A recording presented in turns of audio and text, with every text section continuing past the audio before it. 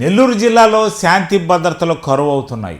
కొందరు గాంజా సేవించడం, ఎక్కడికక్కడ ఇబ్బందులకు గురి చేయడం, వాహనదారులను ఇబ్బందులకు గురి చేయడం, వారి ఇష్టం వచ్చినట్టు ప్రవర్తిస్తున్నారు. ఆయుధాలు సైతం క్యారీ చేస్తున్నారు. ఈ ఆయుధాలు క్యారీ చేసి వారిపై ఆర్మ్స్ చట్టం ఉన్నా వారికి ఆ చట్టం చుట్టంగా మారింది.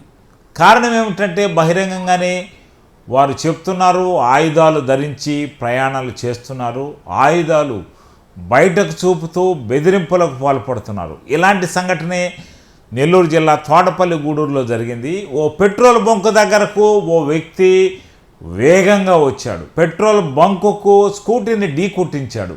మళ్ళీ వెనక్కి తీస్తూ వెనక వ్యక్తిని ఢీకొట్టాడు. ఆ వెనక వ్యక్తి తట్టినా పెద్ద పట్టించుకోలేదు. వెనక బైక్ను ఢీకొట్టాడు.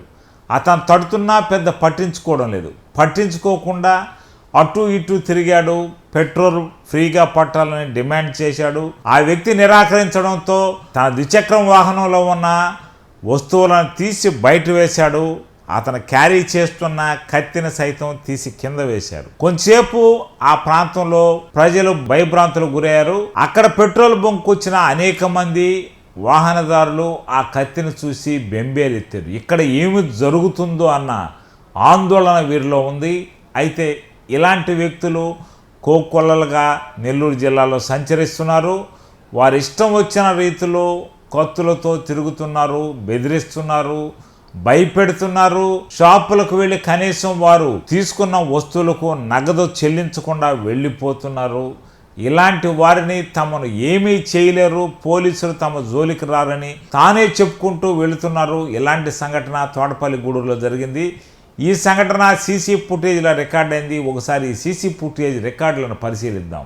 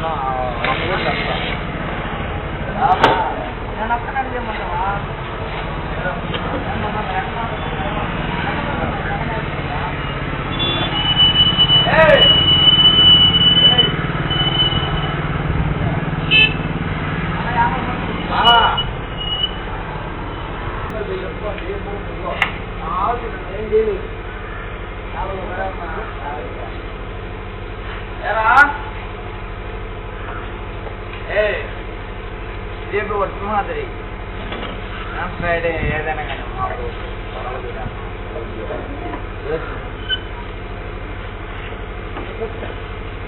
మా అప్పుకు నా జేబులు వాళ్ళు పట్టుకొని నేను కూడా లేనిది డబ్బులు ఇచ్చిందా ఒకటే అందుకోట అట్లా ఎంత చెప్తే నువ్వా అందుకో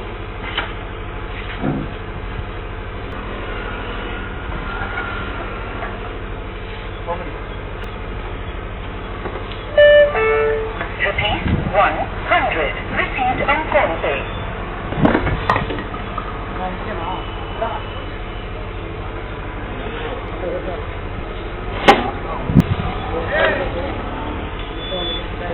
अपने